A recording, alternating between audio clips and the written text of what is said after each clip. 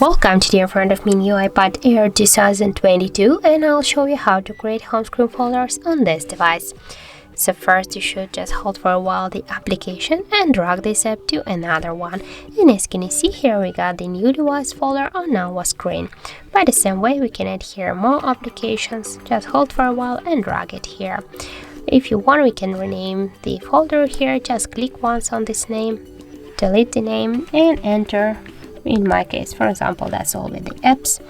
Now just you can see that we just successfully renamed our device folder. Also, we can move this folder here on the screen just to change the position of the folder by this way. And if you want, we can also move this folder between the screens, or also we can create the new screens with this folder.